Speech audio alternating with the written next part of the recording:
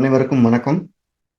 எல்லாம் வல்ல எம்பெருமான் ஸ்ரீ உச்சிஷ்ட மகா கணபதி அனைவருக்கும் நீண்ட ஆயுளையும் நிறைந்த செல்வத்தையும் உயர்ந்த புகழையும் மெய்ஞானத்தையும் பேரறிவையும் பிரபஞ்ச ஞானத்தையும் பெருமிடம் வழங்கட்டும். அனைவருக்கும் மாதா பிதா குரு ஆசிகள் நிரம்ப கிடைக்கட்டும். அனைவரையும் ஜிகேஎஸ்2 அன்புடன் வரவேற்கிறது. நம்ம இன்னைக்கு பார்க்க போறது 3ஆம் பாவத்தை பற்றியான சில குறிப்புகள். இந்த பாவக பலன் அப்படின்னு நம்ம எடுத்துக்கிட்டோம்னாலே அதுல நல்ல செயல்களும் இருக்கும், கெட்ட செயல்களும் இருக்கும். ஒரு பாவத்தை உயர்த்தி பேசுறதும் கூடாது, தாழ்த்தி பேசுறதும் கூடாது. அந்த உயர்த்தி பேசுறதுனாலயும் அந்த பாவம் நல்லது செஞ்சிட போறதில்ல. தாழ்த்தி பேசுறதுனால நமக்கு ஒன்றும் தாழ்வு வந்துட போறதில்ல. ஒரு பாவக பலனை எப்படி செய்வாங்கன்னா, அந்த பாவகத்தில் நின்ற கிரகம் தெளிவா செய்யும். அதுல எந்த டவுட்டும் பட வேணாம். பாவகத்தில் கிரகம் இல்லாத போதுதான் அந்த பாவாதிபதி அந்த வேலையை செய்வார். இந்த விதியை நீங்க எல்லா பாவத்துக்கும் மறந்துடாம ரிமைண்ட் பண்ணிட்டே இருக்கணும். இது ஒரு ஸ்டாம்ப் மாதிரி நல்லா ஞாபகம் வச்சுக்க. 3ல் ஒரு கிரகம் இருந்ததுன்னா அவர் தான் 3ஆம் பாவாதிபதி போல வேலை செய்வார். கிரகம் இல்லாத போதுதான் அந்த அதிபதிக்கு மரியாதை. உதாரணமா ஒரு வீடை ஒருத்தருக்கு வாடகைக்கு விட்டுட்டா வாடகைக்கு இருக்கிறவர் தான் அந்த சகல சுதந்திரத்தோட புலங்குவார். அவர் வீடை காலி பண்ணி போன பிறகு வீட்டுக்காரர் வேலை செய்வார். அப்படி ஞாபகம் வச்சுக்கங்க. ஒருவேளை நமக்கு அங்க 2, 3 கிரகம் இருந்துச்சுன்னா எது அதிக பாகை பெற்றிருக்கிறதோ அவர் தான் முதலாளி மாதிரியாகவும், குறைந்த பாகை பெற்றவரும் அதுல ஒரு லேபராகவும் இருப்பார். ஆக ஒரு கிரகம் இருந்தா அந்த கிரகம் தான் அந்த பாவத்து பலனை செய்ய போகுது அப்படின்னு ஞாபகம் வச்சுக்கணும். 3ஆம் பாவத்தில் நிறைய நல்லது இருக்கு. அப்படின்னா முதல் நல்லது என்னன்னா ஒரு தைரியம். 2வது ஒரு புதிய முயற்சிகள். நீங்க எப்ப சோர்வு அடைஞ்சாலும் 3ஆம் பாவம் வேலை செஞ்சுட்டு உங்களால இந்த சோர்வுல மீள முடியும். ஒரு திட்டமிடுதல். நம்ம அடுத்த கட்டத்துக்கு போகணும் அப்படின்னு திட்டமிட்டு அதை நம்ம வழிநடத்தி செல்லக்கூடிய பாவம் 3ஆம் பாவம் தான். ஒரு 3ஆம் பாவத்தில் இருக்கக்கூடிய கிரகம் தான் நம்மளை கைதூக்கி விட போகுது. எந்த விதமான பிரதிபலனும் இல்லாம கைதூக்கி விட போகுது. அப்ப லக்கணத்துக்கு 3ஆம் பாவத்தில் ஒரு கிரகம் இருக்கிறது நல்லதானா? ரொம்ப நல்லது. அது எல்லா விதமான முயற்சிகளும் நமக்கு அற்புதமா பலன் கொடுக்கும். ஒரு ஜாதகத்துல எந்த தசாபுத்தி எப்படி இருந்தாலும் 3ஆம் இடத்தோட தசாபுத்திகள் வந்தா அடுத்த கட்டத்துக்கு நம்ம வளர்ச்சி கூட்டிட்டு போவோம். அப்படிங்கிறத மறந்துடக்கூடாது. இளைய சகோதரத்துடைய நட்பு பகை எல்லாத்தையும் அவர் தான் சொல்ல போறார். நம்ம ஜாதக ரீதியாக ஒருத்தருக்கு செவ்வாய் ராகு, செவ்வாய் சனி சேர்க்கிறது சகோதரன் ஆகாது அப்படின்னு இருந்தாலும் கூட 3ஆம் அதிபதி ஒரு நல்ல கிரகம் வந்து நல்ல திசை நடத்தினா அந்த தீமையான சகோதரர் கூட நன்மை செய்வார் அல்லது தீமை செய்யாமல் இருப்பார் அப்படின்னு எடுத்துக்கலாம். காரகிரகங்களுடைய சேர்க்கை, பார்வை, தொடர்புகள் வந்து பிறவி குணமா பிறந்திலிருந்து இறக்கும் வரைக்கும் இருக்கும். அது எப்ப வெளியிட முடியும், எப்ப வெளிப்படுத்துவார்கள் அப்படின்னா ஒரு பாவகத்தில் கிரகம் இருந்து தசாபத்தி நடத்தும் போது மட்டும்தான். புதுசு புதுசா நிறைய முயற்சிகள் தோண்டிட்டு இருக்குன்னா அது காரகிரகமா இருக்கலாம். சந்திரன் புதன் சேர்க்கை இருக்கும், குரு புதன் சேர்க்கை இருக்கும். அதெல்லாம் திட்டமிடக்கூடிய கிரகமான புதன் தொடர்பு இருக்கும். அந்த திட்டம்ல எப்ப வெளிப்பாட ஒரு செயல்பாட்டுக்கு வரும்னா 3ஆம் இடத்தில் நிற்கிற கிரகத்துடைய தசா புத்தி அந்தரம் இல்லாம, இல்ல 3ஆம் அறிவுடைய தசா புத்தி அந்தரம் இல்லாம எந்த சிறு முயற்சி கூட நடக்காது. ஒரு லக்னாதிபதி ஒரு முயற்சியை பண்ணுவாருன்னா அதுக்கு அவர் உயிரை கொடுத்து போராடணும். 3ஆம் அதிபதி ஒரு முயற்சி பண்ணாருன்னா அவர் போய் சொன்னா அது எல்லாம் நடந்துடும். ஸோ 3ஆம் அதிபதி முயற்சி செய்யறதுல லக்னாதிபதிக்கு அடுத்த பங்கு அவர் வகிக்கிறார் அப்படிங்கிறத மறந்துடக்கூடாது.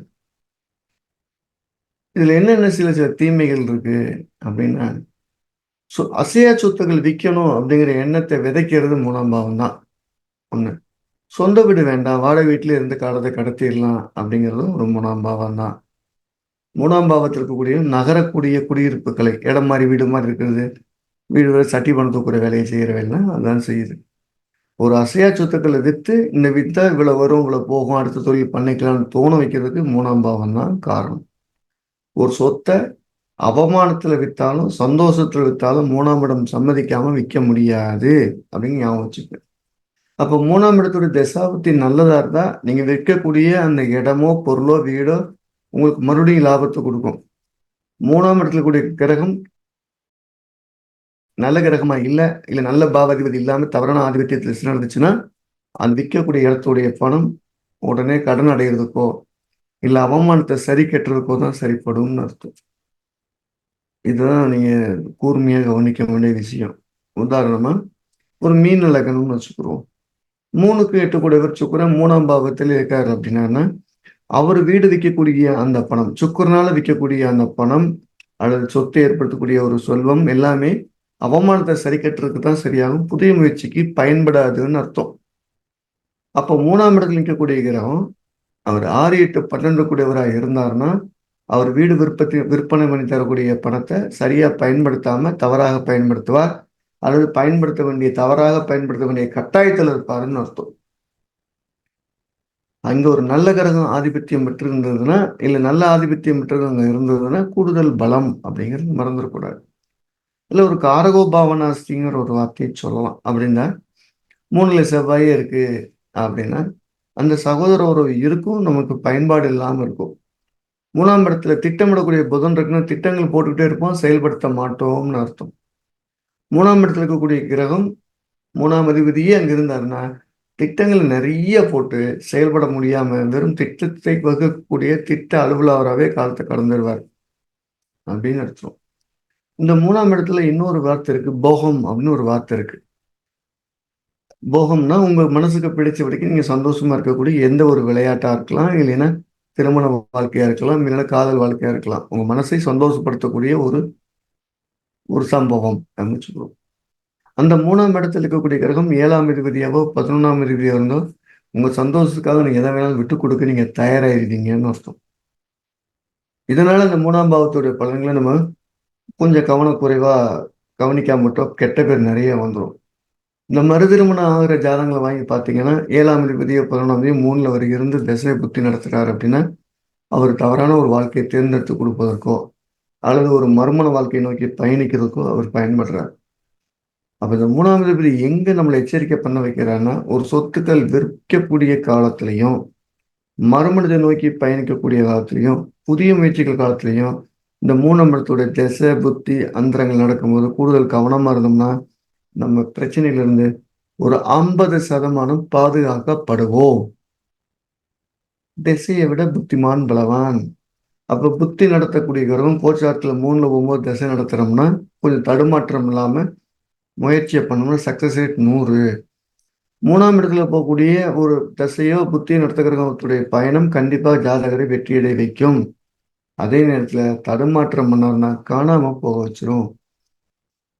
நல்லது எவ்வளவு பண்ணணும்னா 90% பண்ணும் 3ஆம் பாவம், கெட்டது 10% பண்ணும். அந்த 90% நன்மைகளை நோக்கி நம்ம கவனங்கள் திரும்பினா போதுமான ஒன்று. நம்ம ஜிகேஸ்டோ என்ன பண்ணிட்டு இருக்கிறோம்னா நம்ம அனுபவங்களை கிடைத்த விதிகளை கொண்டு ஒரு பாடத்திட்டங்களை வகுத்து அதை நடத்திக்கிட்டே வரும்.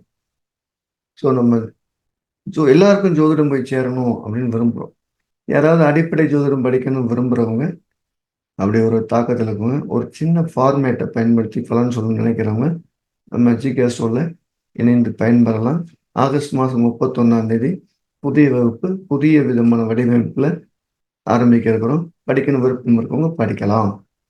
அது உங்களுக்கு அதை படிப்பதற்கு முன் படிப்பதற்கு பின் அப்படின்னு எடுத்துக்கிட்டோம்னா உங்களுக்கு கண்டிப்பாக அது நல்ல விதமான இம்ப்ரூவ்மெண்ட் காட்டும்போது எந்த மாற்று கருத்தும் கிடையாது.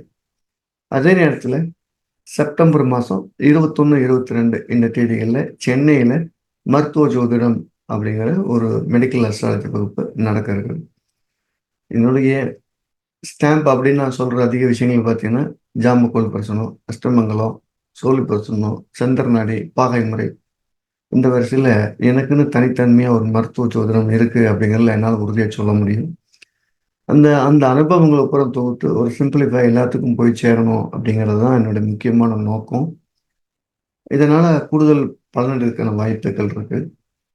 ஸோ படிக்க விருப்பம் இருக்கவங்க கீழே நம்பர் தொடர்பு கொண்டு பயன்பெறலாம். ஸோ எல்லாத்துக்கும் ஜோதிடம் போய் சேர்ந்து நல்ல வழி வாழ்வதற்கு எல்லாம் வல்ல எம்பெருமான் ஸ்ரீ உச்சிஷ்ட மகா கணபதி அனைவருக்கும் துணை புரியட்டும். மீண்டும் சொல்ல போனால் 3ஆம் பாவத்தில் இருக்கக்கூடிய எந்த கிரகமும் 90% நல்லதை செய்யும், 10% தான் தீமை செய்யுங்கிற இந்த பதிவோட சுருக்கம். அந்த 10% தீமையை கூட கூடுதல் கவனம் செலுத்தினா எஞ்சாக குறைக்க முடியும். ஸோ இந்த 3ஆம் பாவம் உங்கள் வெற்றிக்கு உறுதுணையாக இருக்குங்கிறதுல எந்த மாற்று கருத்தும் கிடையாது. ஒரு சிலரை தடுமாற்றம் பண்ண வைக்குது. கூட்டு பாவங்கள் சொல்லி அஷ்டம அதிபதி 3ல தசை நடத்தினார்னா தோல்வியை கொடுக்குது. 6ஆம் அதிபதி 3ல தசை நடத்தினாலும் தோல்வியை கொடுக்குது. 6, 8, 12 கூட சேர்ந்து 3 தசை நடத்தினா தோல்வியை கொடுக்குது. பெரும்பாலும் நன்மையை கொடுக்குதுங்கிறதுல மாற்று கருத்து இல்லை. ஸோ பேராசை இல்லாமல் நல்ல பிரீத்திங்கில் நல்ல விதமான தெய்வ அனுக்கிரத்தில் இருக்கவங்களுக்கு மூணாம் பாவத்தோட நன்மைகள் பரிபூர்ணமா கிடைக்குது அப்படின்னா எல்லாத்தையும் மனுஷனை ஃபேஸ் பண்ணக்கூடிய தைரியம் மூணாம் பாவம். தைரியமா எதிர்கொள்ள ஜிகேஸ்டோ அன்புடன் வரவேற்கிறது. மீண்டும் அடுத்த பதிவில் சந்திப்போம். வாழ்க. எல்லாம் வல்ல எம்பெருமான் அனைவருக்கும் மானசீகமான ஆசீர்வாதத்தையும் மனப்பூர்ண ஆசீர்வாதத்தையும் வழங்கட்டும்.